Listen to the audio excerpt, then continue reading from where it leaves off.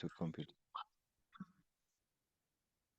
Hello and welcome, Simon. Haven't seen you for some time. Nice to catch up. It's been a while, Les, hasn't it? It has been a while. Good to Yeah. see you. My apologies. I know I promised I'm gonna go to your seminar, the Free Amigos, but as you know, life is busy, children, teaching, and so on. So, Yeah, I've noticed how you're a busy man these days, which is excellent because it's all in a good cause as well, which I'm very impressed with. oh, thank you very much.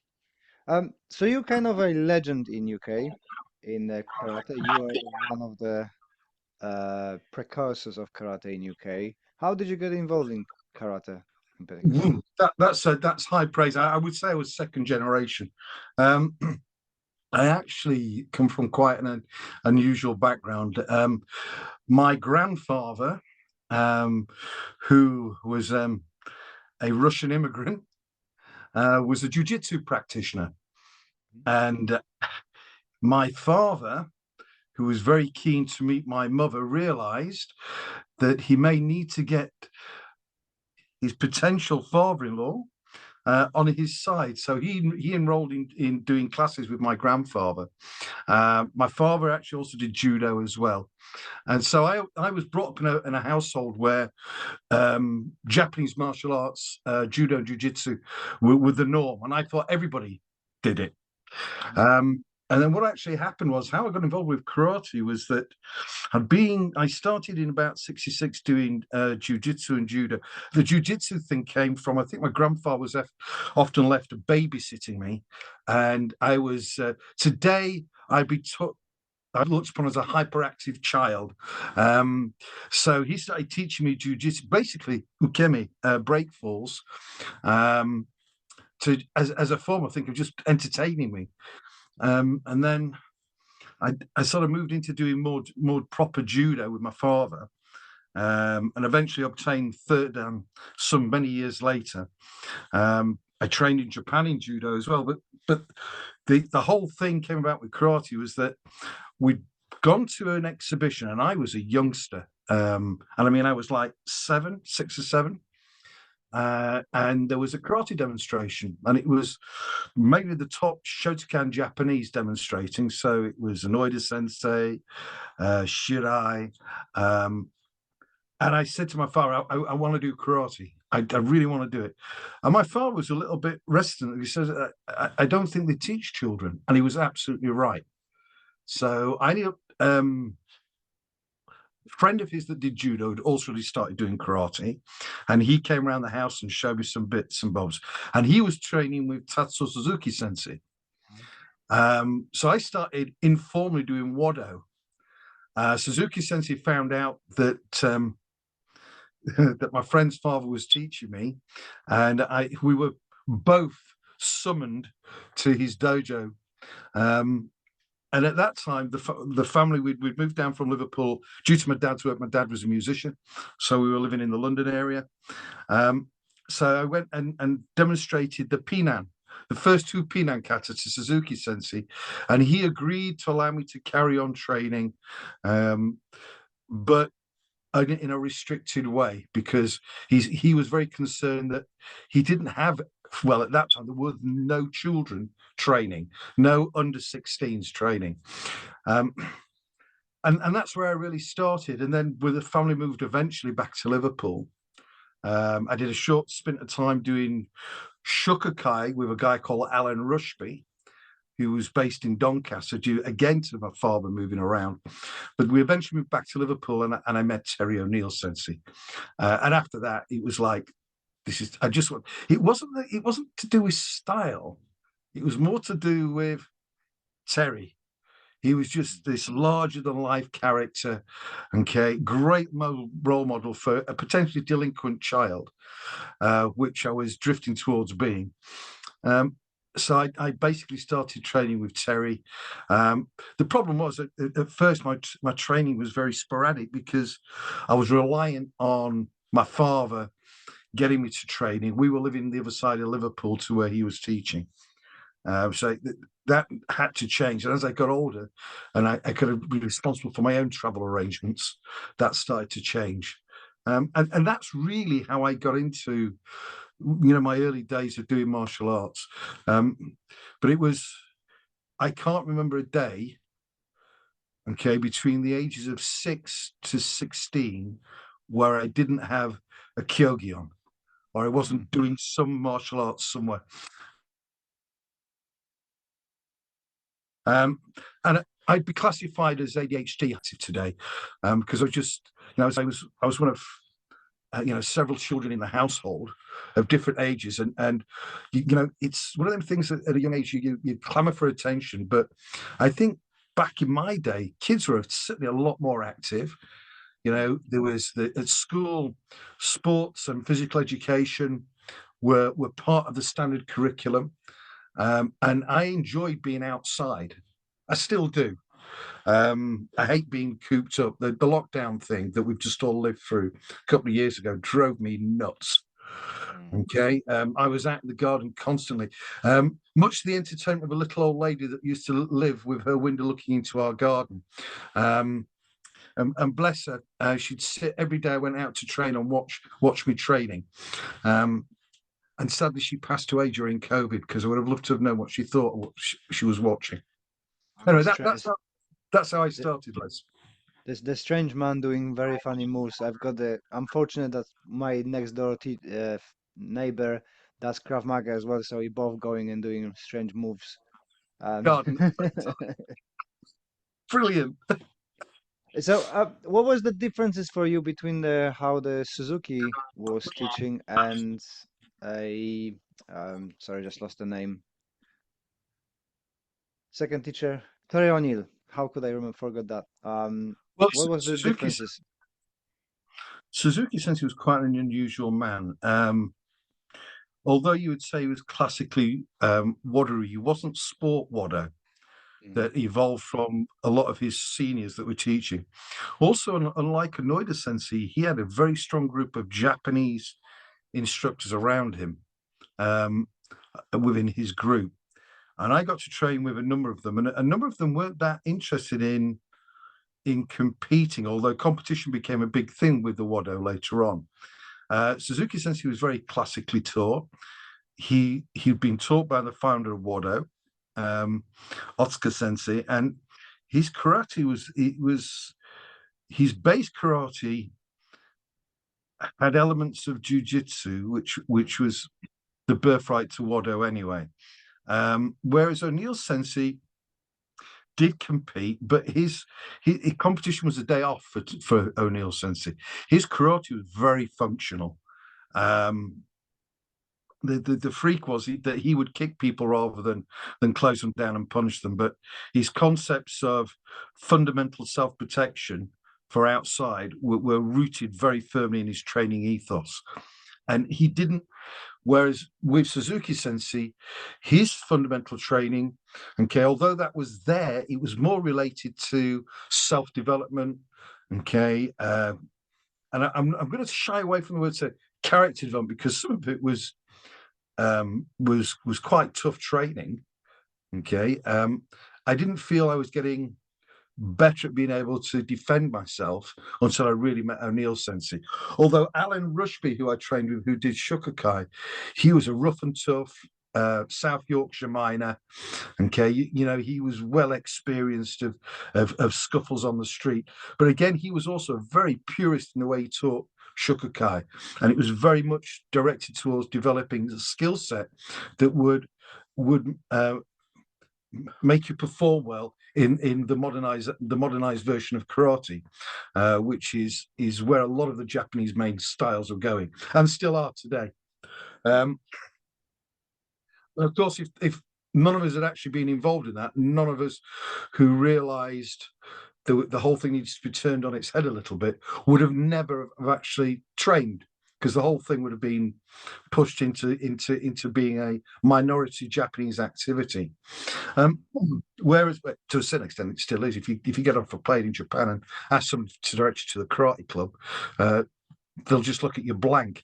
We seem to have this thing that with this idea we go to Japan and everybody does martial arts. They don't. It's only a very small percentage of the population. And they're still looked upon as being a bit kooky, and in some cases very right wing as well. So the main fundamental big differences I found was that it was in how the two people motivated you. Um, Suzuki Sensei, it was, and I think this was because the linguistic issue was monkey say, monkey do, Mm, okay, and if you did it wrong, okay, it was, fundamentally press up, sit up, squat, thrust, okay, as a form of punishment. ONeil Sensei he's a great articulator, so and he was extremely knowledgeable across not just his core Shotokan, but across a whole array of other martial arts due to the Fighting Arts magazine. So that meant you got a very educated view on stuff. He was also the ultimate practical combat man, you know. Everything was very focused in his training. Yeah, this is if you want to compete. This is if you want to take a man down quickly. And it was always, you need to engage first. There was never this, karate ni sentanashi. Okay, there is no first attack. It was always, if a man shows intent, be first. Okay, so that whole ethos was very different to what I was doing with Suzuki Sensei. Suzuki Sensei was very much sticking to that. Okay, this is a defensive system. You wait till you're attacked, then you respond. ONeil Sensei, and I think it's for the years of his experience of working on nightclub doors in a pretty tough city, mm, dealing with every form of human life, because it was a major port when he was working the doors. So you got sailors coming to the nightclubs from all over the world. Um, so you got used to people carrying weapons as well, because it was the norm in their culture. So his attitude towards it was a damn sight more practical. And even in his base training, even when he was like okay, we're doing a Shotokan class. Well, we'd spend an inordinate amount of time closing people down, using our elbows, taking people down. And years before it became popular, if you went to the ground, you had to have a set structure to work from there mm, as well. Um, so he was quite revolutionary, but I think his influences, if you got to train with him when he was teaching, you suddenly realized was that he wasn't teaching Shotokan. He was mm, teaching ONeil Ryu, and ONeil Ryu worked for him. I remember being on a seminar where I was Izuki, and we did a whole hour and a half on closing people down, folding using your elbows, getting in close, and he was actually, paraphrasing Gary Spies. And if you need to, you need to bite them, you know. The guy whose dojo was at the end of the class said, "Oh, that was fantastic. But tomorrow, can we just do some basic Shotokan, please?" And ONeil Sensei went off on one, which was quite entertaining as well, which is another whole story. Because the same guy asked ONeil Sensei about carrying weapons. And ONeil Sensei back in the day said, "Well, if I'm going into an environment where I know other people are going to carry weapons, I'm going to carry a weapon." mm, And the guy said, "Oh, I can't imagine the amazing ONeil Sensei. At the time Terry was like fifth or sixth dan, would ever think of carrying a weapon." And we were in this very, very expensive restaurant.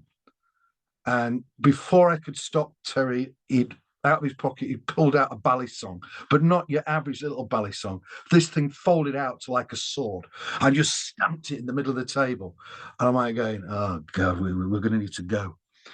And this thing was quivering in the middle of the table. The whole restaurant went quiet.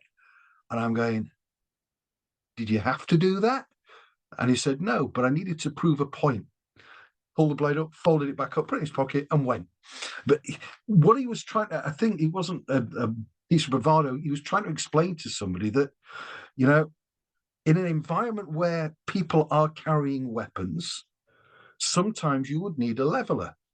mm, Um, and when violence, people are prepared to commit the most horrendous forms of violence, this bit of flesh and bone that we're walking around with, okay, he's only going to protect you so far, you know. And I think that was the issue with lots of martial arts practice at a period of time. They believed the fact that they were doing karate and they were working towards a black belt, they were like wrapping themselves in some coat of that is going to totally protect them. There was no realization of the real facts of violence, and to a certain extent, there still isn't. You know, you see clubs, there are some very large clubs of all sorts of different martial arts. And people think because they're doing that, they're able to deal with violence when it happens. Well, unless there is some form of mental condition that's going on with your training and some proper preparation for it, it won't. You'll be fitter, faster, stronger. And that was one of the things I realized when I first went to Japan. I went to the JKA and I was getting fitter, faster, stronger at what they were doing.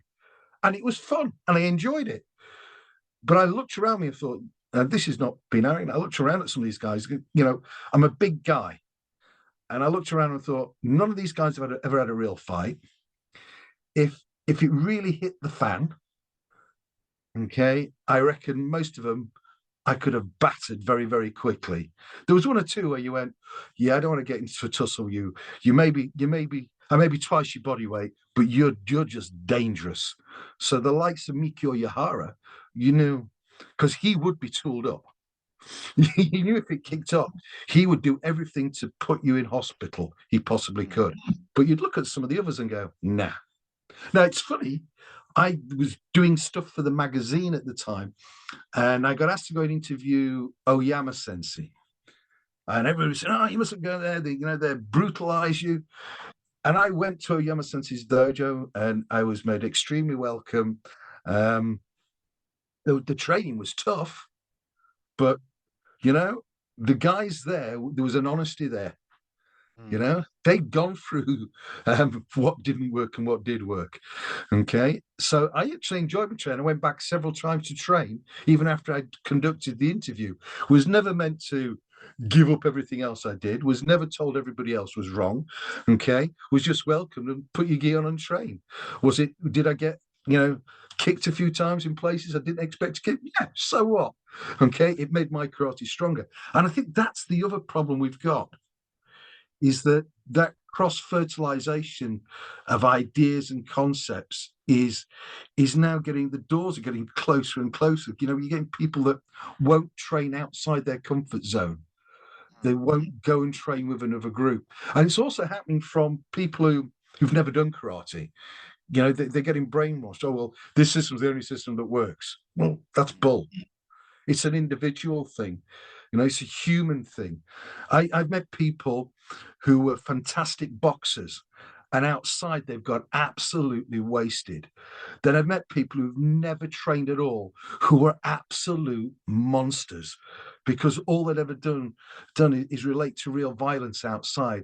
So they had that capability of dealing with it. Did they look good when they did it? No. Were they effective? Sure they were. And I think that's the big problem we have with that understanding difference between styles and individuals. It is an individual journey, you know? And in true honesty, that's what the Japanese were going on about. So if that concept of shuhare is to be held up, we accept a tradition, we make a tradition work, and we become our own damn tradition because it's got to work for us as an individual. And then what happens next is you get a group of people that want to train with you, and there's a little bit of hero worship going on, and you become their role model until they've got to their tradition of their own. Because the ultimate aim of any good instructor is to be able to give people the ability to deal with the crap that life throws at them and push them out the door. And if you look at what, you know, the things that you're doing with the karate for mental health and raising funds for that, is I think a lot of people's problems that they get is that they don't have that strength to be able to do that. And I think as instructors, it's not always about punching and kicking people. It's about giving people emotional strength. And that is a good byproduct of training. You know, Junichi Sensei, who became my big mentor when I went to Japan, said something. He said, you know, I'm going to paraphrase, which is exactly what he said. That martial arts is supposed to improve people's characters and make them better people, but it often doesn't. And he was absolutely right. You know, but I think as instructors, we have a responsibility. That responsibility is irrelevant of styles or where you came from, is to get people into that mindset of being emotionally strong to deal with stuff. That's the real big gig we should be doing. Yeah, it is definitely karate likes to throw that banner: honor, diligence, respect. But you got so many examples of quite opposite, especially when people start getting into higher levels of organizations and all Power the. corrupts. Power corrupts. And very few people can handle power. Okay. And, you know, in essence, if you look at the human race, it's that it somebody gets into those power positions, and they still have the frailties that they had. Those frailties will become the bias of their existence, which is really dangerous. And I'm not going to talk today about the recent big thing that's happened within the karate world with a very senior karateka. Mm, He was showing that behavior many years ago. What is more damning is that because of the bureaucracy that is built around these large groups, it became everybody was like ignoring it or mm, saying, it's something that we have to live with. No, it isn't. We wouldn't live with it if it was a work colleague. We wouldn't live with it if it was a school teacher. Okay. And that is another problem with martial arts. It's this pedestal stuff. Um, I know this conversation's gone on before where people said, about people calling you sensei. I hate it outside the dojo. And if people do it, I'll pull them, especially if they're a lower grade. Say, no, my name's Simon. That's the name my mother gave me. I don't particularly like it, but please call me it. All right. When we're in the dojo, it's a structure, okay, that we work with because that's the way I've decided to train. It's like, I could do my karate without my gi on, absolutely. But I like putting the gi on. It's mm, psychologically good for me. Yeah. Um, but people say to me, oh, yeah, well, you've got to always wear your gi. No, you haven't. I said, some of the greatest karate masters of the past never wore gis. mm, Uh, Choudhury Miyagi, when he passed away, they found a gi in a room, all folded up and neatly sort of they presented him. He never wore a gi. He trained in his daily clothes because and that was one of the reasons what attracted me about Kenichi Sensei, because both him and Yamazaki, every now and again, we just train in our everyday clothes. And he said to me, he said, well, you're not going to be wearing your gi. Your gi is symbolic and it allows you to come and train and not damage your daily clothes. But mm, every now and again, you should train in them. And I like that type of ethos. And that was one of the reasons I switched from, for many years, I was juggling two groups, basically because of this giri, this obligation that I had to my sensei, to Onoida sensei. And then eventually the group I was involved with, I could see some of the dysfunctional behavior. And I separated myself from it completely. And then by the time Onoida sensei passed away, that was it. That was like saying, here's the cutoff. I'm now going to go and do what I always wanted to do and what I mm, was happy doing. Because Kenichi to me was like my Mr. Miyagi. He literally was. He was very like that as well. He had the fantastic sense of humor. But he was also one of these people that he'd looked at us arriving Westerners and gone, oh, how do I deal with them?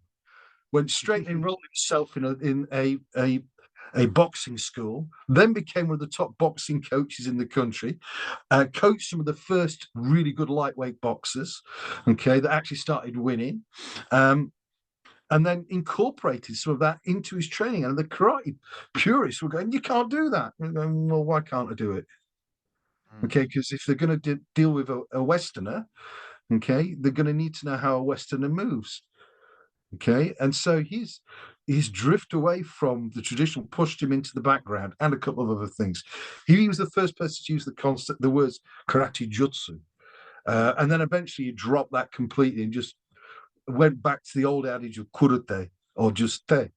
Um, mm, although I did have a very funny conversation with him about Japan karate do ryobukai. I said, well, we're not doing karate do. Why did he say? And he looked at me and said, oh, this is, if I not use karate do, government does not give me money.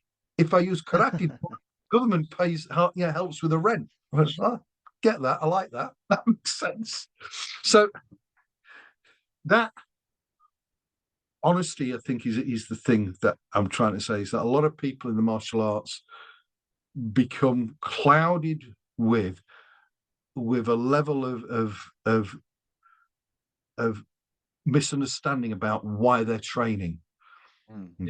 And it either becomes clouded by money or it becomes clouded by power. And that power corrupts. It corrupts at all levels, even, because I meet people, I'm still training. I still go out and train every day. Okay, yeah, I'm 60 odd years of age. I'm not in the great shape as I was when I was in my 20s. So I often meet people who are quite senior, the same age as me, and they're not really training. They're putting a gi on, okay, but they're not really training. And that to me is wrong. Yeah. Okay. I have injuries that I've collected over the years, but it doesn't stop me from doing stuff and physically doing stuff. And I think it's wrong. If I'm going to stand in front of a class and ask them to do something, okay, I've got to be able to do it myself. Yeah. Even if it's kicking Jodan, I can still kick Jodan. People are going to me. Some of my peers are going, I don't kick Jodan. And I'm going, why? The reason is because they stopped training 10 years ago. They're not stretching properly. Okay. But you'll get them. Well, you don't really need it. So you might. What if you're laid on your back and you want to use your feet? Okay. You still want to be practicing stuff that gives you. I actually quite like kicking Jodan as well. I have to admit it. So to all my, reality combat people, if you don't think it works, I've dropped a couple of people with Jodan Mawashigeris, okay, when I least expected it. It just came out naturally. I think that's the thing, that if you like something, I had a friend who never trained and he was dropping people with the Marshi Jordan because he was tall and very flexible and he liked it. He's seen it on a movie somewhere and they said, "Oh, I like that," and he was dropping people down without any training. So I think it's very, like you said earlier, individual, right? It It's is. not what is karate, it's what you can do with karate. Yeah. It is an individual journey. And I think you look at us now, and I like the fact that I associate with people that somebody once said to me, he said, when I look at some of the people, the Three Amigos, it's like watching the cast of One Flew Out the Cuckoo's Nest. Said, you're all very different. I said, yeah. Yeah, you get on. I said, yeah. I said, because I like the differences. I like to hear people's ideas and thoughts. And what works for some people doesn't work for other people. And you may be, coming up with a student struggling with something, and you may be struggling in helping them. Okay. And then one of your colleagues comes and said, have you ever thought of doing this? Have you ever thought of, and you go, you're right. And I've never been that. If it's not come from me, it's not of any value, and that was drilled into me from ONeil Sensei from an early age. When we did the Fighting Arts magazine, I'd meet people from every form of fighting system you could imagine. Okay. And he was always like an open book himself. I remember once the team had gone down to Crystal Palace to compete, and there was Lajos Jacobs, who's this mad Polish guy, okay, don't be offended, all right, who taught Mongolian Kung Fu, totally made it up. And he was teaching in the room. Me and Terry went and trained with him while we were supposed to be waiting to compete. We had a great time. And we got talking to him afterwards and said, this isn't really Kung Fu. No, he says, it's kickboxing. He says, but when I first started, he said, I'd done karate. If I'd come out here and just said kickboxing, I wouldn't have got any members, because Kung Fu was the word that was pulling people in. He was dead honest about it. And I'm like, yeah, you'll do for me, Lajos. And he eventually got the gig for teaching Roger Moore in one of the Bond movies, Roger Moore's first Bond movie. Okay. Some people have called him a complete charlatan, but he actually produced some really good fighters. And as you said, he had people who got a natural skill set for something. Okay. And he helped them do it better. What's wrong with that? We also get hung up on that purist concept a little bit, and I see it today. It's well, my grade's been given to me by such and such, comes from such and such, and you're going, yeah, you're just on the bandwagon, you're just on the treadmill, okay, of that group, okay, and unless if you have value in that group, that's your business, okay, but don't think it's superior to somebody over here who's doing something completely different, and doesn't care about grades. They're just getting on with the training. Horses for courses, as they say. Mm. So what is the main difference in your opinion from Shindo Jin and Ryu you're doing Yeah. versus the Shotokan and other traditional Japanese karate styles? Shindo Jinru, if you actually translate it literally, we sound like a religious cult. That's what I thought. It sounds like heavenly, godly ways, but that's because it's lost in translation. What Kanishi wanted was natural. And he'd looked at a lot of the karate and he said it was moving away from its source and becoming very unnatural. And some of the body movement, he was a bone setter by Mhm. occupation, yeah? And he'd looked at people's body movement. He thought some of the things that were going off would actually damage the body. So that was his first perspective. Then the other thing was that his system included not just upright stuff, but it went to the ground. It had elements of aiki in it. Lots of things that people are trying to do today. He'd already incorporated in it, but it wasn't that they'd been influenced by other people. He'd taken influences from Yeshiba, from Kenwa Mabuni, from Funakoshi, but his main influence was actually Choki Motobu. Mm. And I had lots of conversations about that relationship between him and Motobu. And I think Motobu influenced him psychologically about how you should approach his martial arts. He was an experienced jujitsu practitioner, which a lot of that first generation, or we call first generation, although people don't realize that they weren't the first people teaching karate in mainland Japan, there'd been others. And we also get this concept that there was nothing like karate in mainland Japan. There was. Okay, so there was striking systems that were very similar. They didn't have that elusive thing called kata, but they had ryopo, they had partner drills and stuff like that. And we still maintain some of those. So we still have some of the ryopo. We still have a lot of two-man work, which is more related to what Motobu's original teaching. We still have heavy weapons, and we do odd things like, so most people call this action soto uryuke, yeah? Mm-hmm. So soto uryuke to us goes the other way because it's the same movement with a bow. Mm-hmm. Okay, so there's some oddities like that. So the naming convention's a little bit different for some of the techniques, but also how we apply stuff. It's people would say we're kata-centric. We're not. We're principle-centric. So we do have this. When I first joined the group many years ago, there was stacks of kata. I'm never going to learn all this lot. And it was interesting. Yamazaki took me to one side and says, "You're not supposed to. You need to find the kata that suits you emotionally, physically, and mentally, that works for you. Then work with those."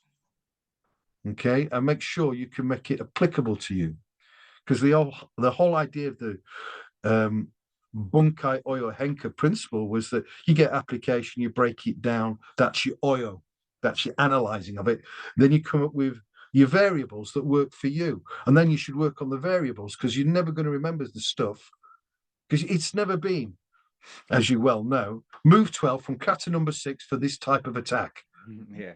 because you'll get absolutely mullered. The idea is to do loads of application so you start to respond naturally.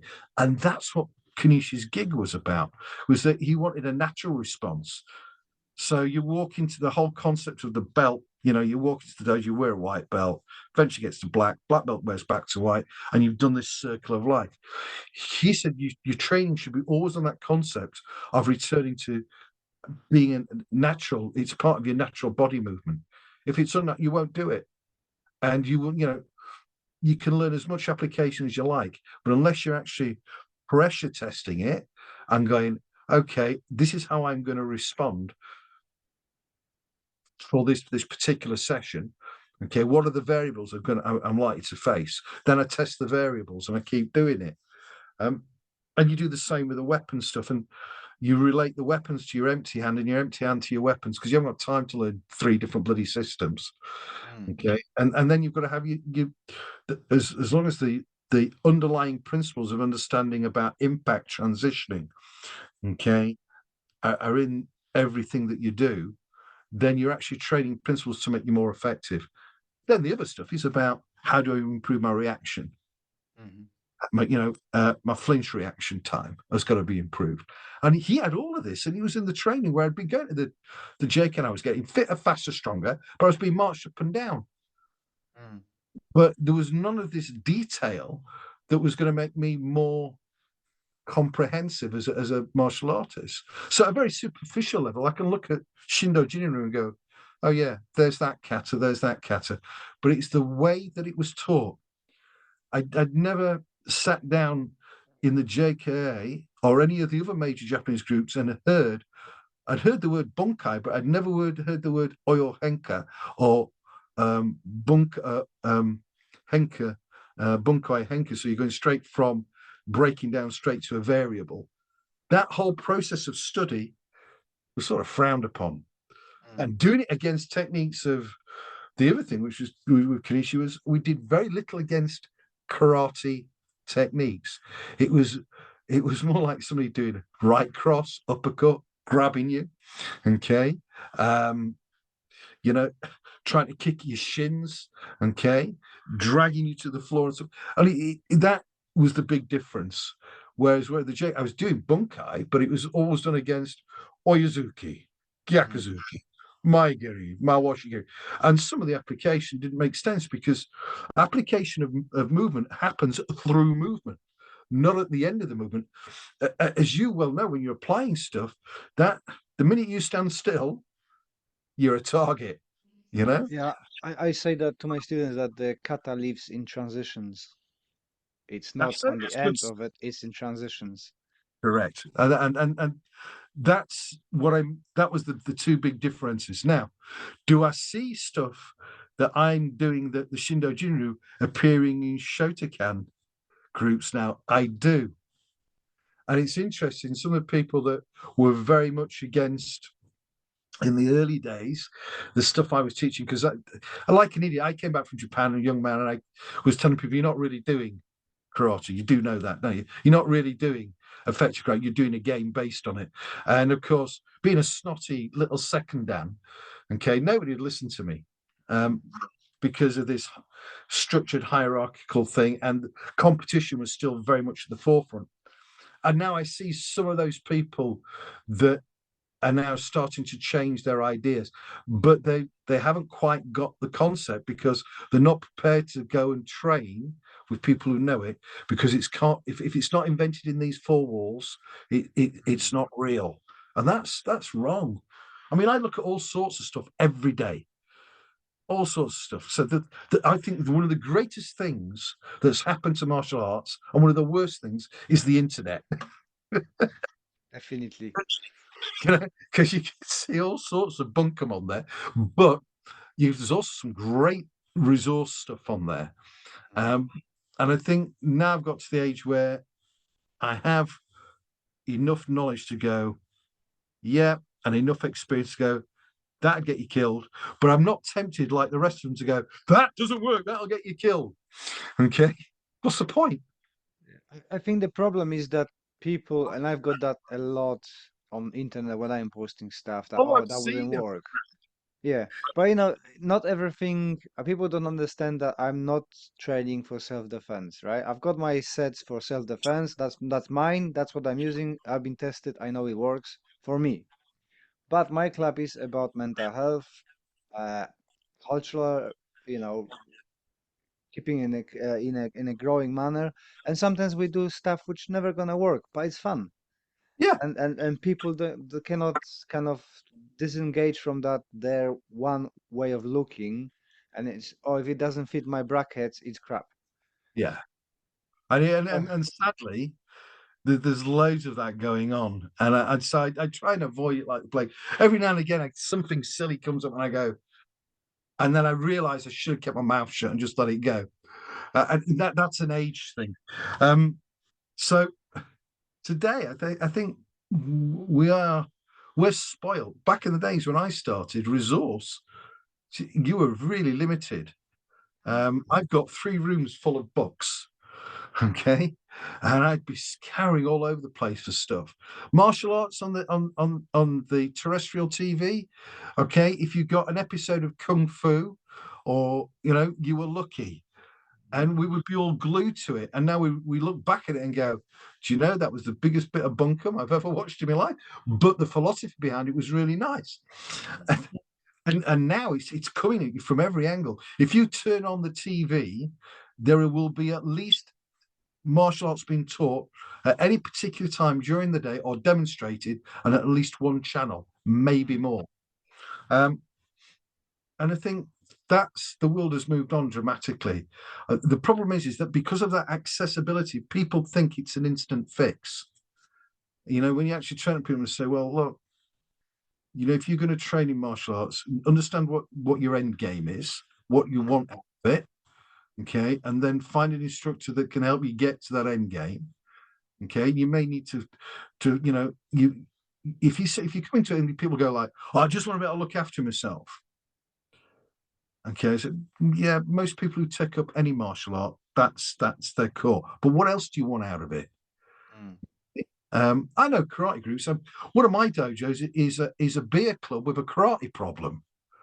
Okay, they meet Love once.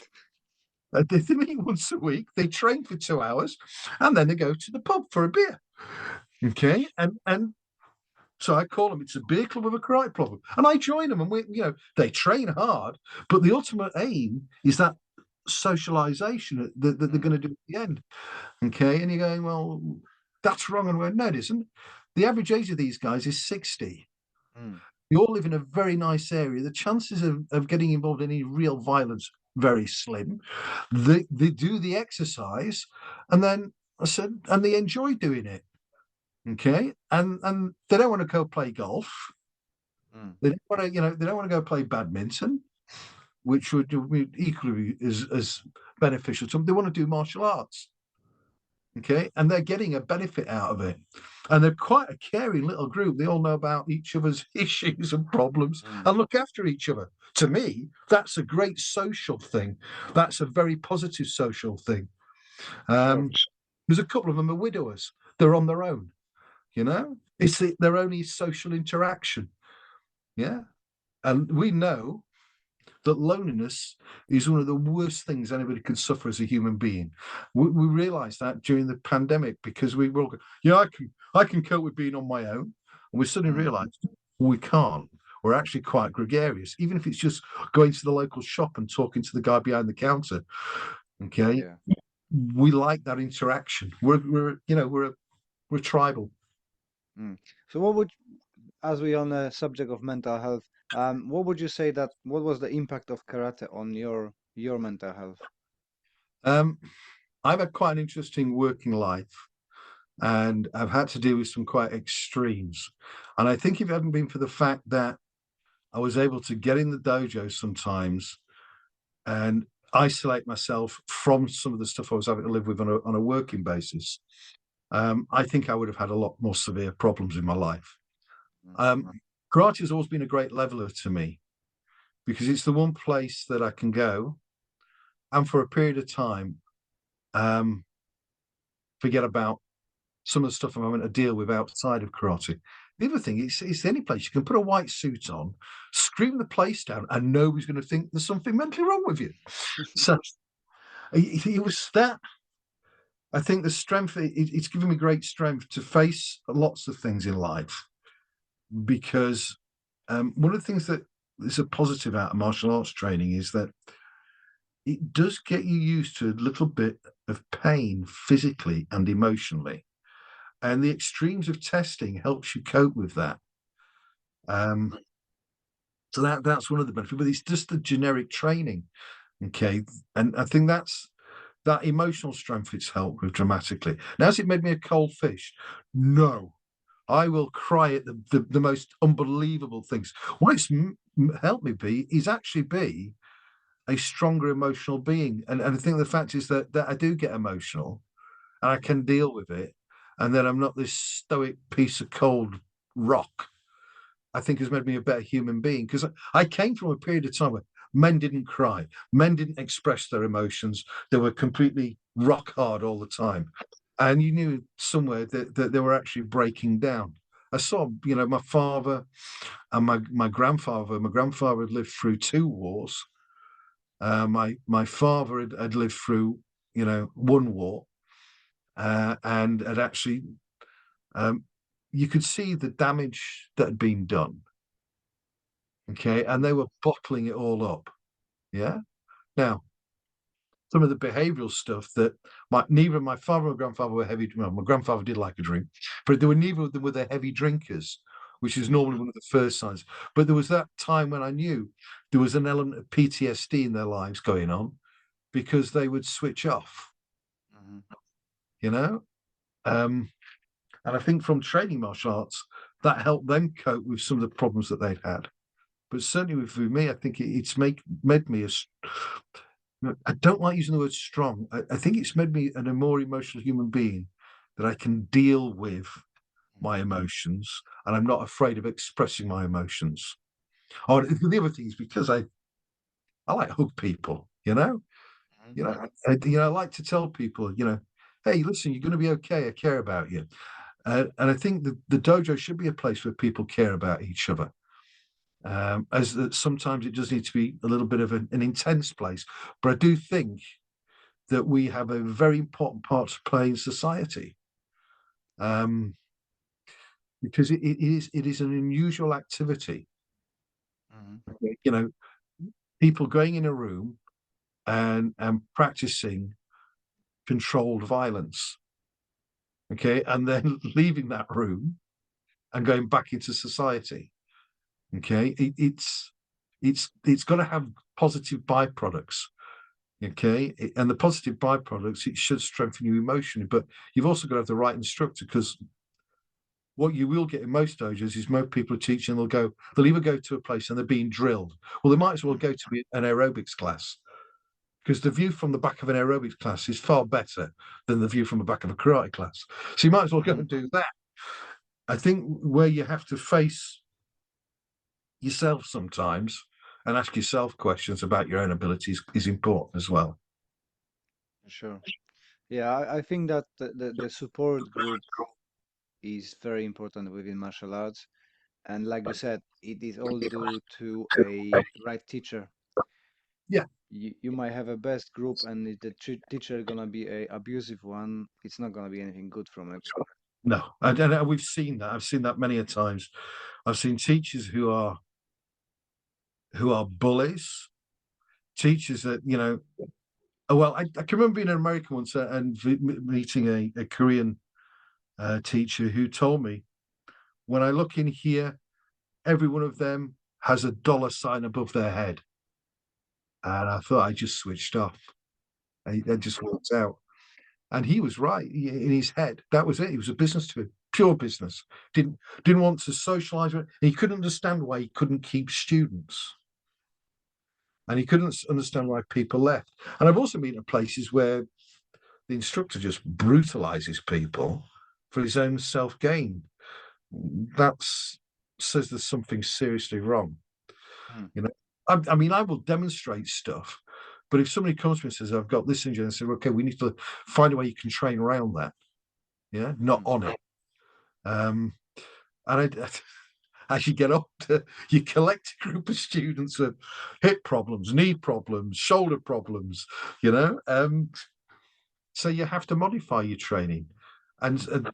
so I've ran a dojo where there was a lot of elite athletes. Okay. And I hated it because I was dealing with a group of blooming divas that needed pampering to all the time.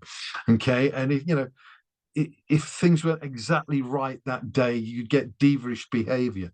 Whereas now I teach, okay, and I actually enjoy teaching, but I teach amongst people who, I'm not looking for the perfect athlete. I'm looking for somebody who's enjoying what they're doing and getting some overall benefit. And the overall benefit is not being able to go and punch somebody's lights out.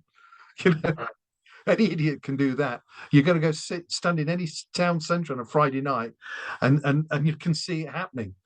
You know, it's sometimes it's that ability of people to come into the dojo, forget everything else that's going off around them for a couple of hours, okay, and enjoy themselves. Because I think that's the other thing as well. You know, you get people who are so stoic in the dojo going, do you know that's not the Okinawan way, and it certainly was not Kinishi's way.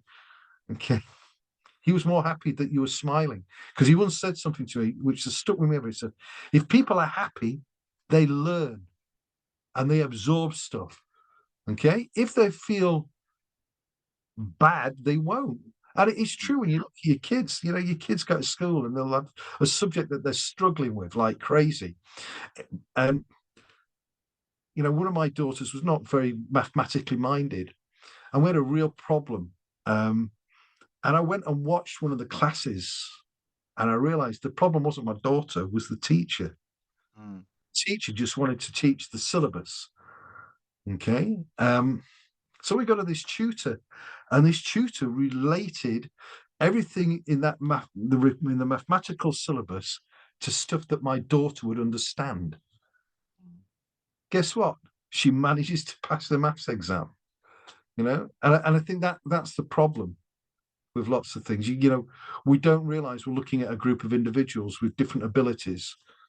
That's one of my bugbears when doing big seminars.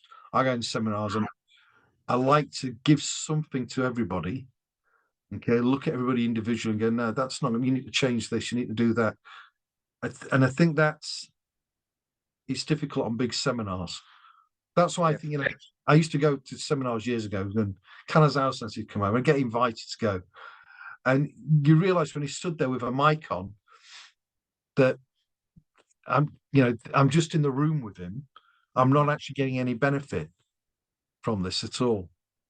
Yeah, Um, I don't like all those seminars because they say, oh, high grade, black belt seminars, and you're doing Chokutsuki, Maigeri, and well, I can do that at home, not paying $70 for being in the room with a person who I barely see from my last row.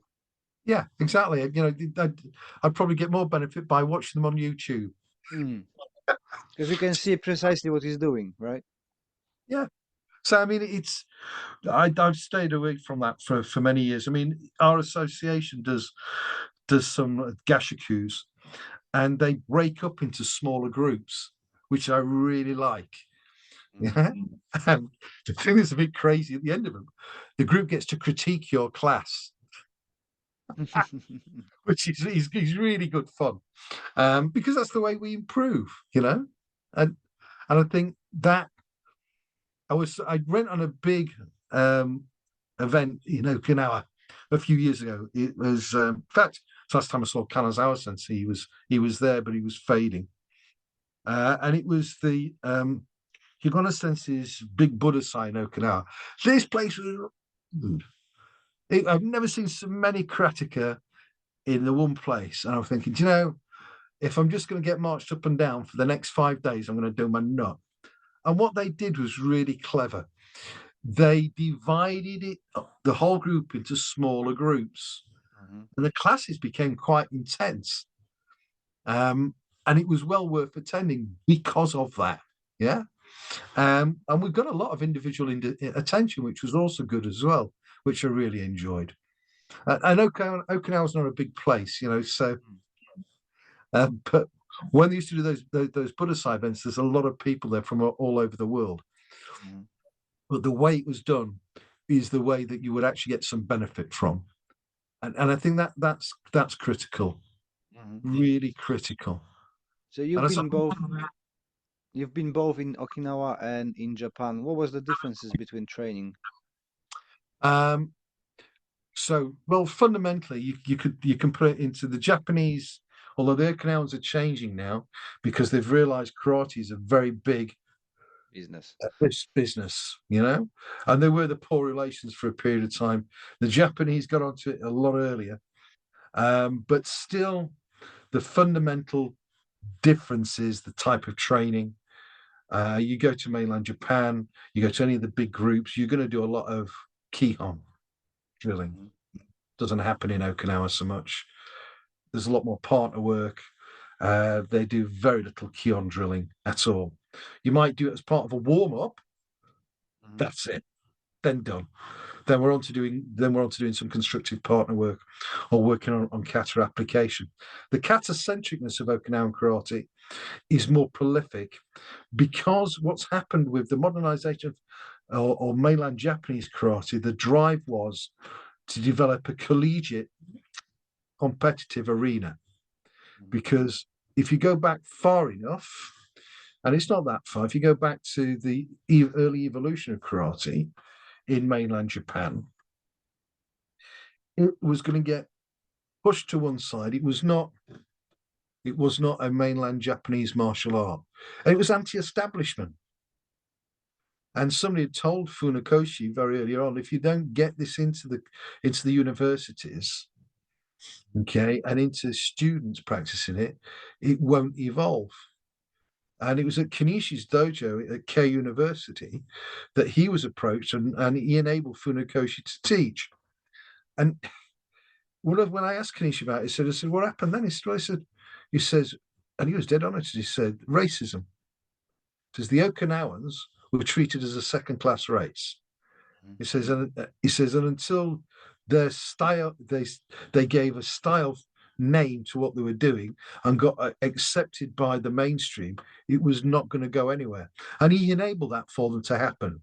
So if you look at who the real mover and shaker was of Okinawan karate during the 20s and 30s, it was Yashiro Kanishi, because he was the man that enabled them to register their styles, give them a name, and establish themselves within the college system, the academics. Now, it was during that period of time there was huge militarization going on in Japan that impacted how karate was taught.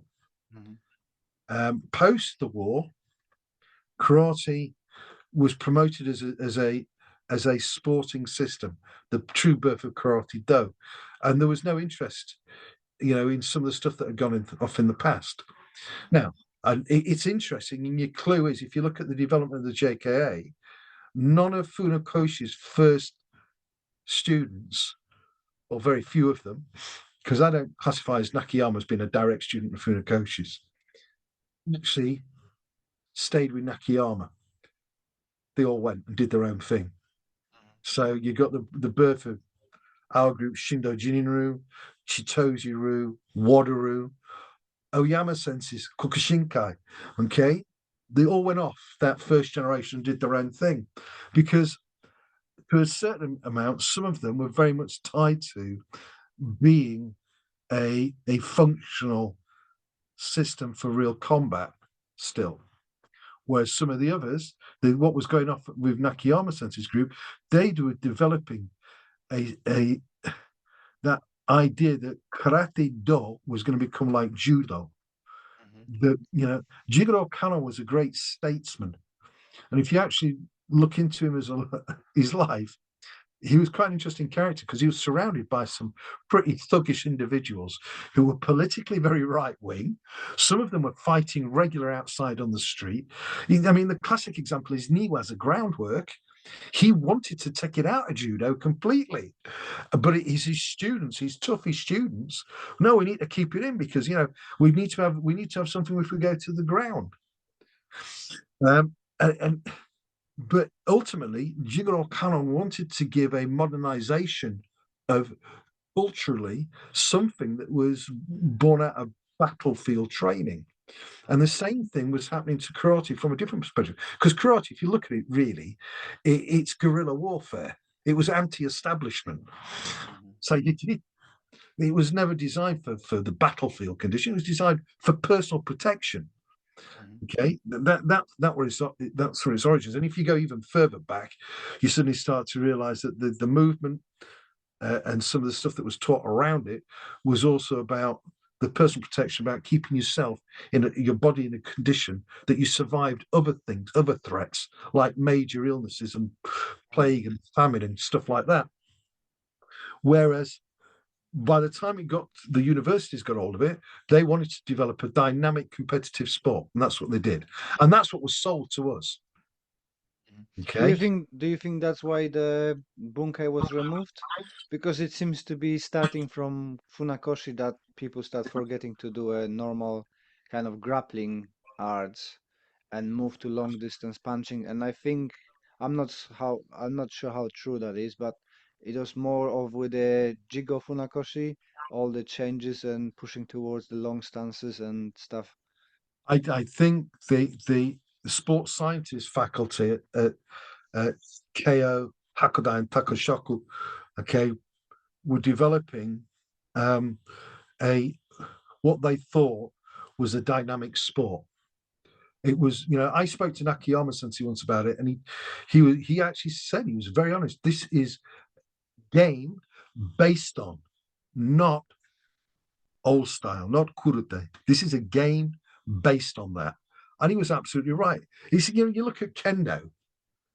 For the life of me, two blokes just charging each other, bashing each other with some tied together bamboo looks nothing like proper kenjutsu. Yeah. Okay, which was designed to draw, cut, okay, get rid of the blood as quickly as possible, okay, and make sure your blade is in a decent condition to kill somebody. We have this impression that samurai swords last forever. They don't. This is why there were so many sword makers, because one good old battle, your sword was thrown, it was done, it was useless. This is why you get a metal detector, go over some of the old battlegrounds in Japan, you keep finding bits of them. Um, Mm. so I think you're absolutely, you're right. I think the extraction of proper application was done for the pure simple reason that wasn't what they were doing. They wanted to win the next university championships. They wanted people who understood the dynamics, okay, that work for that competition arena. Yeah, it's like once you put something into a competitive format, there's certain things that you have to do to make it effective for that format. And of course, then you look at the kata. You read any of the old masters, the way we're performing kata, or the way kata is being made to perform, doesn't bear any resemblance to what it was designed for. Mm. Okay, so it was every fighting system has some form of sequence training, whether it be 5 or 6 moves with a partner, or whether it's a full blown, 100 and odd move kata. But that sequence training has got to have some semblance in giving you application that you're going to work on. All right. And what actually happened was it became like a gymnastic floor performance. Okay. And if you ask most of those people doing it, they knew how to do the performance very well. But if you asked them what they were doing, they couldn't tell you. Mhm. And I'd go to Japan and I'd see fantastic performances of the kata that bore no semblance to reality. And I'd ask them, I said, what's that movement for? And they just look at me blank Mm. because they didn't know. And of course, that was accentuated by the early people that left Japan to come out and teach. They were 20-year-old kids, not that long out of university, okay, who'd never been in a fight in their life. And then they're coming over and teaching a dynamic fighting system. No, they weren't. They were teaching university sport karate. Mm. And it's still going on now. I see it now. I look on the internet and there's some young kid who's, he can hardly grow fur on his face, fresh out of university from Japan, and they're now heralding him as some great martial artist. He's not. He's a very good sport karate person. Okay, he's won a few championships, and that's why you train, because that's what you want to do. But if you think what he's doing is going to save you from getting a beating or understand the kata for application, no, because you'll be doing stuff against somebody attacking with a maigiri or an oizuki. In Mm. all the years I've dealt with real violence, I've only ever been attacked twice with people doing karate techniques. Hmm. Okay. Interesting. Only and it was quite interesting when it did happen, because one of them bowed, did Gaiden Barra and tried to hit me with Oizuki. Okay. And so it was just like being in a class. But yeah, I think we've now got a realization going on, because we can look at that. I can look at that and enjoy it. Okay. But when you get a world champion who wins by being knocked over, Mm. that doesn't make sense to me. That doesn't. You know, to me, a world champion should be the guy, should have been the guy who stood up, who'd done the knocking over. And I Mm. think that's where there's a level of dishonesty coming to it, because that doesn't make sense to me. Yeah, definitely there's a problem with that, and kind of I thought it's gonna be a good promotion for karate, but it turns up the other way. Yeah, he did the complete reverse. Um, you know, we've probably got better promotion from the Shogun movie. Mm. Then you do, because people, because then you get people who are, you know, like me. We become Japanologists. We also like the culture. We like other bits of the culture as well, not just the martial arts. And I think things like the movies will bring a percentage of people into the martial arts like that. Mm. Okay. But the World Karate Federation World Championships did more harm. Mm. I I do mean, agree. because you put it up there, okay, and then you go and at a time when, you know, we have cage fighting at the MMA stuff, the UFC stuff at the other end of the scale, yeah, um, and it doesn't look good for karate at all. Mm. But has the world got space for them both? Yes. But as long as it's educating people in the middle and people who come into, because it amazes me, since the early 70s and late 60s, when Asian martial arts really boomed, okay, you still have people who are enrolling in groups, okay, supposedly they want to learn self-defense, okay, but they're still enrolling in groups that that's not what you're going to get taught, okay. Yeah, that that is the dishonesty on karate part, and I can't remember when I last time used self-defense in my advertising. I don't do much advertising, but wherever I posting, I never use self-defense because that's not what I teach. And I believe that people walking into the dojo should have a clarity and informed choice why they want to do it. Yeah, well, you know, there was a stage, and I think like lots of groups during the big boom years, where we'd advertise in the local newspaper, and you'd get 80 people turn up. Within 10 weeks, you'd be down to 10. Mm. Um, those days are no longer there. So when people phone me up now and say, oh, I've seen a post, I'd like to come and do martial arts with you. So you get more these days. They've done something else. Mm. So I've done such and such, and I've seen that, and I'd like to go what you're doing. Okay, well, come down and have a natter. What? Yeah, come down and talk to me. So I now talk to people before they start. Mm. And some of my students go, why are you turning around? I said, because this isn't what they want to do. Exactly. I don't want to waste their time or their money. Mm. They want to go, they really want to go and do Tai Chi. Oh, and this person over here, they really want to, you know, do the Muay Thai.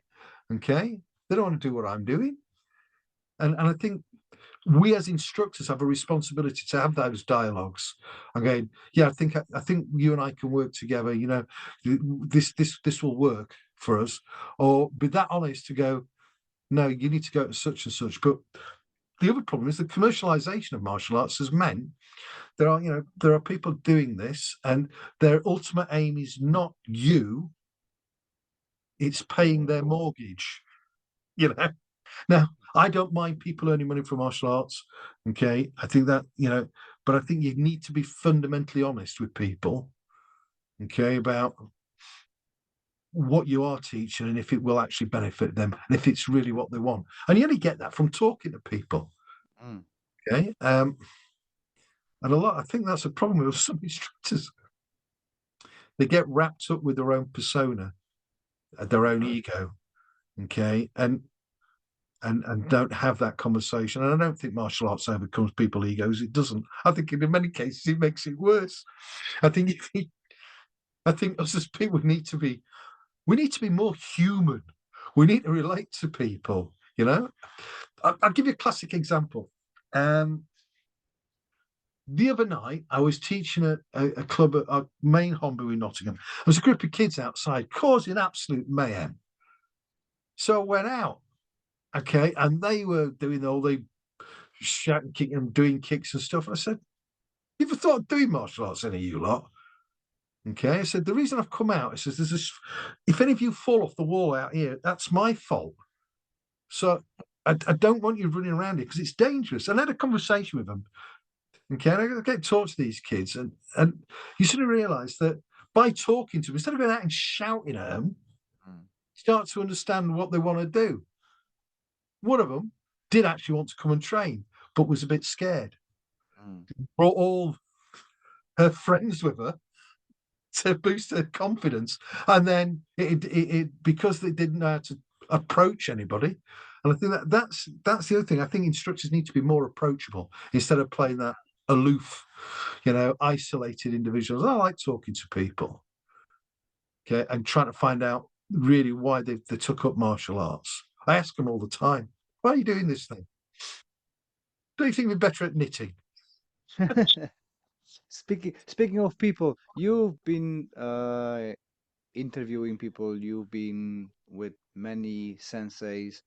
Who made the biggest impression on you and why? Well, that's a good question. It's a difficult question.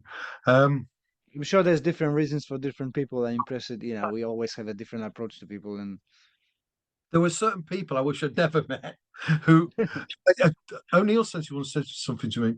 When he got into the acting business, he ended up meeting quite a few people who was his heroes, on the big screen. And he said, my biggest fear was meeting them, and they turned out not to be particularly nice. And he said that happened on lucky enough, he said, he met three of his biggest movie heroes, and they turned out to be quite nice people, and he got on with them. Um, I have met a number of very senior martial artists over these people that were put up as, and some of them still are, as great accolades, and they weren't particularly nice people, Mm, and they weren't that great an individual. But then I've met others that have left huge impression in me. Um, so sadly, Kyoshi Yamazaki Sensei, who passed away last year, when I first met him, he hadn't done the Conan movies with Arnold and stuff by then. But I'd never met such a humble man coming from that tradition. I've been used to quite a few senior Japanese karateka. Okay, you interview them, and you'd find out that they were staying in five-star hotels. They were demanded huge amounts of money up front. He'd come and teach. He'd sleep on my couch with my dog. And often I'd come in and the dog would be on the couch and he'd be on the floor. And after every course we did, he'd go, have you paid the rent for the hall? Okay. Have you covered for this? Before he would accept his payment, mm, you know? And so his humbleness always impressed me. And as a human being, he was a great teacher, and his insight into people's characters. And I remember him once after a downgrade, he turned around and said, he said, most of these you see who've now got their downgrade, it will be the biggest mistake we've ever done, giving them a black belt. He says, not because they physically can't do it, he says, mentally, they can't hack it. It goes to their head. And he was right. So he had a big impression on me. And it was often people that out the mainstream that, I can talk about great martial artists that are well known, but I met some people that were not so well known, who also had were pretty impressive individuals as martial artists. Um, one of them was a Tai Chi instructor called Earl Montague. Okay, big hippie-looking guy with long hair. Okay, the most unlikely Tai Chi instructor you could ever imagine. Very impressive human being. An hour in his company, you were completely enthralled. He was not just a good communicator, but you could see the essence of him as a person. He was a man that cared, and he cared about his students' welfare. And he cared about the most oddest things you'd see around you. But if I look at some of the great names, classic example, Oyama Sensei, I was told, yeah, they're really, you go there, they'll make you sign stuff to say every other style's wrong. And I went and I met, there was a bit of gangsterish around him. There's some of the characters around him, the permanent and shades, they look like a load of Yakuza. But the man himself was very approachable, extremely friendly. He was you could tell he was a tough character. He was Korean, and he'd lived through a lot of tough racist situations, and he made a mark for himself. And I realized some of the stuff that was being said about him was because at the core it was racist, it was anti-Korean. He himself was quite an interesting character. I'm more interested about you, be asking about your training, what you're doing, okay? And he wasn't about him, which I really liked. Anoida Sensei was the same. You got this idea that he was this tough character, Anoida Tora the tiger, okay? And he was actually a really approachable individual. Okay, his karate was carte blanche basic Shotokan. I used to ask him I'd show him stuff from stuff I'd learned on applications when I was with him with ONeil Sensei, and he's classic, just to punch them in the throat. That was his answer to everything. And, he made it work. And he was a great motivator. He motivated his karate, if you look at it, compared to some of the other people who, if you go for that Shotokan purist form, wasn't the nicest if you look at that ilk of doing karate. But he was a great motivator, one of the best motivators I've ever trained with. Yeah. Other people, I met Fumio Demura Sensei, and I met Fumio Demura Sensei and trained with him at different times of his life, and he was always consistent every time. He was a really nice guy. Okay, he was very keen on expressing his martial arts and making his students the best students he could. Takio Kubota, who I met, who was teaching at the LAPD, barking mad, the most scariest man I've ever met. Okay, but again, he'd sit down with everybody. Lowest grade to high grade. There was none of this being separate from anybody because he had to teach police officers. And it's a well-known fact that Nishiyama Sensei had that gig before him, and they sacked Nishiyama because Nishiyama went and then just taught a straightforward Shotokan karate class, marched them all up and down, and they said, no, we need to teach police officers how to deal with somebody at the same time retain their firearm. And Kubota, who'd been, an undercover cop in Japan, knew all about that, and he came in and revolutionized, how they should train. But they were all very approachable. The one guy I did meet that had an influence, which I think had a very positive influence, was I met one of the first generation, and Hironobu, and he was old when I met him, and he was one of Funakoshi's first generation students. And what impressed me was his attitude to life.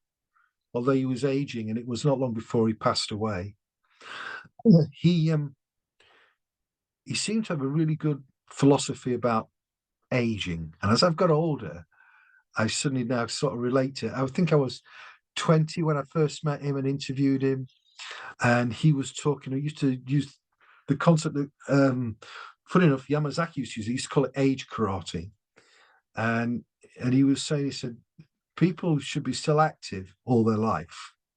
And he said something that has stuck with me. He says, the minute you sit down and start getting out of a chair by using your hands, you've given up. And it's stuck with me ever since, because ever since, even now, I never use my hands to help me out of a chair. I will stand straight up out of the chair. And it stuck with me. And my wife, who sits on the floor constantly, she never sits on a chair. Okay, she's just turned 60. She stands straight up. Never. And I watch and I go, this is a cultural thing, but it's an important thing about staying active. And I think that's the most important thing I can do now, because as we get older, the enemies that we're like to meet change. And the one enemy you're never going to get away from is old age.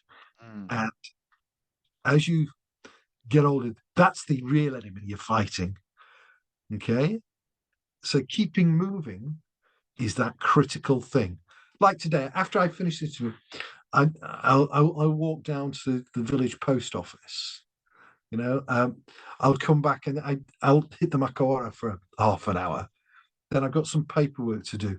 The, the whole idea is to keeping active. And I think, if anything, that's the beauty of being involved in the martial arts, because it does keep you active. I watch you, okay, for instance. I watch the stuff you put up, but I know during that day, you will have done several different bits of martial arts activity Mhm. that have kept you moving and active before you've come up and gone, right, I'm going to record this. Yeah. Okay. And then we have the entertaining comments that come afterwards. But it's the fact is that you are thinking about it and you're moving all the time. Okay. And I think that's the admirable thing. And I keep seeing okay too much, by the way. Mm. Yeah, I use so I had a stage where I was kind of focusing only on martial arts, bunkais, fighting, sports, whatever. But now I'm drifting more towards longevity and something that my friend said to me, Stack, that martial skills you might use sometimes, but ability to move you're gonna use always. Right. That's good. I'm going to nick that. Yeah, I Yeah. like that. That's absolutely true. Yeah. Um, So we do a lot in our training, like mobility, activity. People say, oh, but that's not martial skills. No, but it supports my longevity and I can do martial arts longer if I'm able to move. right. Yeah, I mean it's you look at now, and I look at me. If I'd looked at my grandparents at my age, they weren't doing the stuff I'm doing. Okay, they were moving in a different way. It's a bit unfair because both my grandmother and my grandfather on both sides were pretty active. Okay, but if I look at that generation, by the time they got to 55, they were sitting down and that was it. They'd sit and watch the box in the corner and do very little else. And I think now as people are doing a lot more for a lot longer, and we're living longer everywhere. Yeah, and the fact is that the ultimate enemy has got to be old age. You know, Yep. yeah. Very So true. yeah, you're absolutely right. Can you tell me more about your project with John Johnson and Steve Law, the Three Amigos? Well, for a start, the Three Amigos name came by accident, and it was actually a bit of fun. But what actually happened was, long before we started calling it the Three Amigos, we got together and we got on as three individuals. I've always got on with Johnny all my life. I've known Johnny for donkey's years. I hadn't known Steve for that long. I knew his instructor better because he was a peer of Terry O'Neill Sensei's, and I'd met him through Terry O'Neill. Um, but when I met Steve, um, I liked that he did his research in detail. His communication skills were very unique, and that his ability to transmit what his knowledge and his research was very good. And with Johnny has grown up from years of practicality, and what he used to hide his skill set very carefully away from the public arena. And now, as you know, he's in his 70s. He's living proof. If you keep moving, you can keep moving forever. Mm. Um, and the whole idea of the project we brought together was to really be it was to exchange some of the concepts and ideas, and there was, because of my background and knowledge, I'd built up quite a bit. So I know sometimes Steve will come to me as a form of acknowledgement. He doesn't need to. His research is good. Johnny, I've always liked working with Johnny. It's been it's not just the physical martial arts.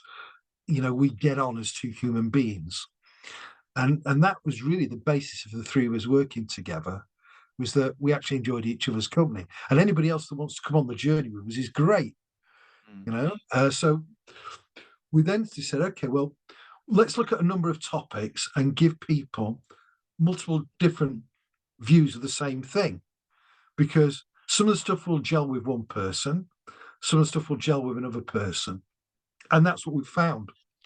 So I'll give you a classic example. We've worked on specific katas, we've worked on a specific theme, and we've given 3 interpretations of the same thing, or done 3, how can I put it, 3 classes to get the same message across, but in a slightly different way with our own each individual flavour.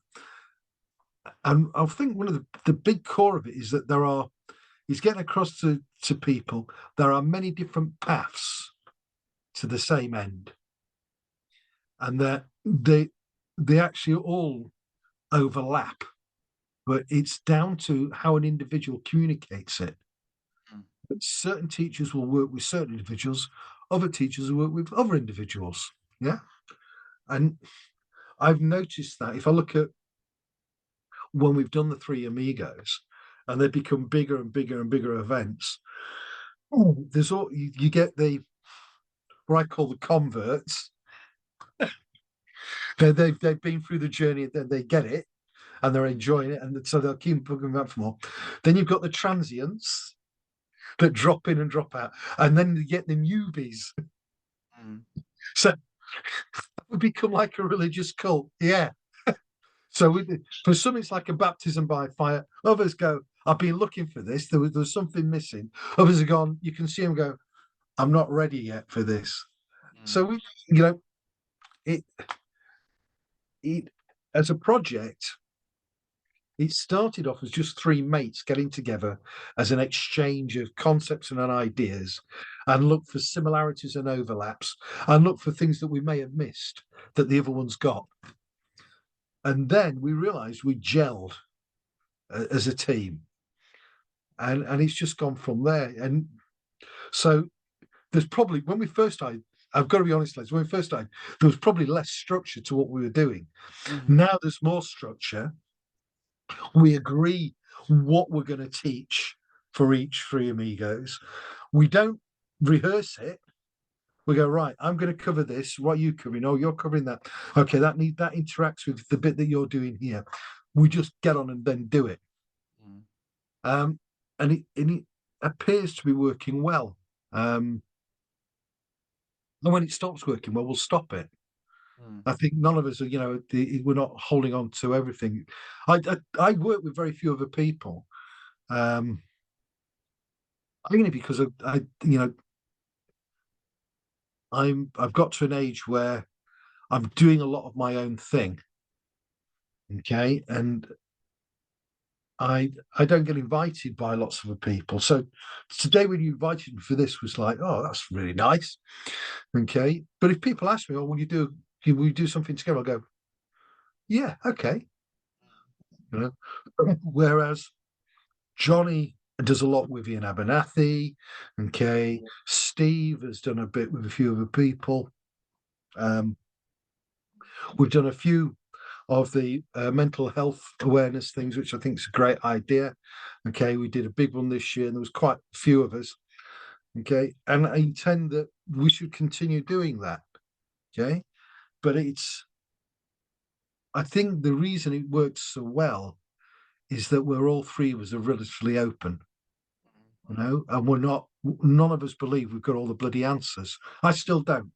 I mean, it's getting on for 57 years I've been involved in the martial arts. Oh, discount the first 6 because you're a kid and you know bugger all. I'm still picking up new stuff. I'm still going, oh, that's interesting. I'll watch you and I'll go, oh, I'm going to nick that. And I'll go away. And I think that's how you have to be. But one of the things I always do, I always give credit. People say, I was watching Les Bubka today and he did this. Let's have a go. And I'll do that. I always give credit to where I've got it from. I never go, and here I have developed this. I had a funny story when I did the Shokan Oyo DVDs years and years ago. I got invited to go and teach in Canada. And unbeknown to me, there was a guy who'd had all the set of DVDs and purporting that he'd invented it himself, which was quite entertaining because I had a couple of guys saying, oh, Sensei does all of this. Looks very similar. And then I later found out that's what he'd been doing. And I'm going, well, that's good. And the guy never turned up on the course. I met him the next time I went out to teach.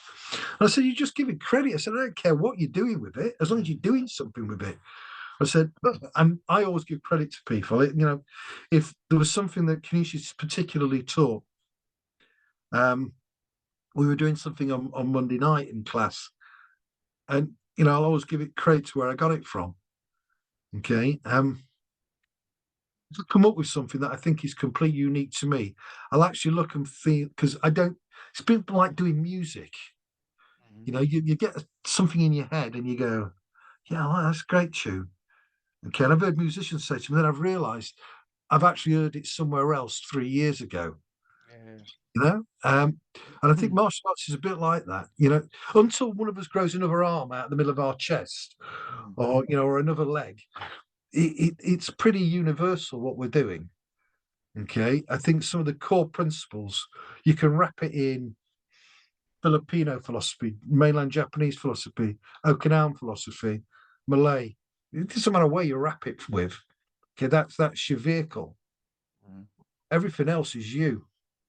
Yeah, and where you pick stuff up from, I just always give it credit to where I get it from, and I think that means that I'm still learning. You know. I think so. Yeah, I like to credit people as well. But yeah, as you said, there's many people around who don't bother. No, no. But that's called having a god complex. Very true. Um, you also got a free Amigos DVD. Yes. Um, can you tell us where it's available and where we can find you and so on? And So it's actually a download, and it's available from my website. You can actually, and you email the website, and they set up a download for you. The people who run the website. Mhm. You can actually buy the physical DVD, but we found when we did it, more people were buying downloads than they were actual DVDs.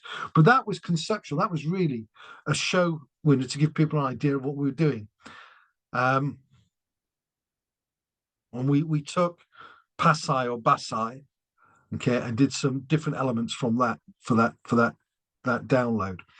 We're planning to do a couple more, which are a little bit more on core concepts that you see from Okinawan martial arts and relate them to modern training. Because some of it gets lost in translation. You go, so you say mumichi about stickiness. To some people, they don't quite understand what that means. So you can actually give a written explanation, but it'll still get lost.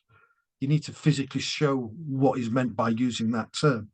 And I think there are a whole load of terms that get used in karate. They're used in martial arts in general, and they get lost in translation. You know, speaking Japanese, reading Japanese, and being able to translate from kanji, okay, are great skill sets. But if you look at kanji, it's an illustrated picture, it's a pictorial language. And sometimes the meaning is not clear from the translation. Looking at it, I was able to ask Kenichi several times on stuff like this, and to get a very clear understanding. His son as well was very helpful. Yamazaki Sensei was also very, very good on this. And because Yamazaki spent, most of his life in America, he spoke very good English. And you could get very clear understanding of things from him. And he did, which was really nice, a number of lectures, which I videoed, okay, Cool. which I'd never seen and many of the other senior Japanese do. But because he could articulate it well, you could, right, now I understand it. Because it's like Bunkai Oyo Henka, everybody thinks it's the same thing, and it isn't. It's a process. Bunkai breaking down. Yeah. Oyo is then you actually working on it, you analyzing it. And then Henka are the variations that you may come out with that work well for you. So you can go from, so they talk about Bunkai Oyo Henka as a process, but the bulk of your work is Oyo Henka. Yeah. Okay. And then that, then people go, well, am I learning? No, you're not learning. You're just working on application. Okay, and you decided to use that bit of element as your stimulant for that application. Now you've got to test it. Yeah. Um, there's a lot of repetition because of what we are, a fallen creature with a head. A lot of repetition of what we do is going to get repeated. And that's what you should be looking for. Going, well, people go about habitual acts of violence. I want to be working on the bits of habitual acts of violence that give me the variables. And the variables it happens when, depending on the position of the human being, is where he comes from. It's like, a lot of people don't realize is that you start to look at kata structure. Kata structure is to be broken down. The embusen is not relevant. The embusen is just a framework. When people attack you, the clue is in a lot of the earlier kata, you're going off into your peripheral vision all the time because that's where you're vulnerable. When somebody stands in front of you, as long as you maintain reasonable distance, you're not that vulnerable. You are, but you're not as vulnerable as somebody blindsiding you. Okay, somebody coming out your peripheral vision, that's where you're really vulnerable. So you need to train your flinch reaction for somebody coming that way. Yeah. And if you look at Pinan and Heian katas, that's what the first move is, always into that blind side and your worst side, your useless left side, unless you're left-handed like me. And that it's some of that core understanding of why things were structured in a certain way and why the deconstruction is so important, and that you should end up then with training the deconstruction, not the construction, if you know what I mean. And that's where we've got lost, because lots of people train the construction, not the deconstruction. It's the deconstruction that's the important bit. The construction is just a way of drilling yourself when you've got nobody to work with, because you're Billy No Mates for a day because everybody's gone off to work and you're left at home or whatever. So now I think there are people that are seeing that for what it really is, which is good. So I think the community is going to get even more divided, okay, because you're going to have all the different mirages of different types of competition, and then you're going to have the deconstruction, they say over here, ripping stuff to pieces and making it effective, and looking for similarities again. And that's, you often hear lots of people go, yeah, crap, people are all saying, we've got that move in such and such a kata. Yeah, they should have, because movement is movement and it's universal, and if it's not, then there's something missing. Yeah. So I've stopped saying that statement now deliberately. When people, they'll show me something they've learned in a Krav Maga class, or they've learned it from doing a bit of MMA, and I'm going, I zip it and don't say, that's in such and such a kata. So, great, yeah, I could work that one. That's my latest. I can work that one. So it's also empowering them. It's encouraging people to be positive, instead of going, oh, God, he always says it's in karate. It's empowering people. And that's the word I was looking for before. Yeah, I think it's empowering people's good. No matter what they're doing, no matter what they're doing, treating people with a positive rather than a negative. The negative is, that's in such and such a kata. No, I can work with that. I like that. Okay. I'm saying the same thing. They don't get it, but I'm saying the same thing, but in a positive way. Yeah. Yeah. Simon, thank you for your time. It was lovely talking to you. It's been a pleasure, Les. And let's get together soon. Yes. I'm teaching in Derby actually on the 11th with John and Craig and Max Bedell. Oh, yeah. Okay. Well, if I'm around, I'll get up and come and see you. It will be lovely. But yeah, definitely I'm gonna come and do Free Amigos because he's on my list, but it's always something jumping up. Busy boy. Thank you very much.